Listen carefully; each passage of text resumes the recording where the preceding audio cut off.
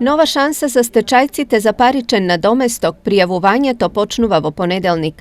По измените во законот со кој се проширува листата на потенцијални корисници на помош од државата, се очекува бројот на стечајци кои ќе бидат опфатени со законските измени да биде околу 5000. Досега во Штип условите за стечаен надоместок ги исполнија 200 лица, а се очекува со измените да бидат опфатени најмалку уште толку.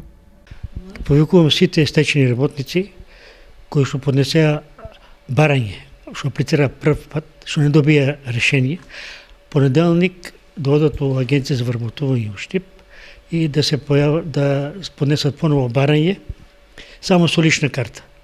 Други документи нема потребни и да идат за втор пат да поднесуваат барање. Само тие што не се добили решение. И ги повикувам на 10 април да дојдат на состанок, тоа е вторник.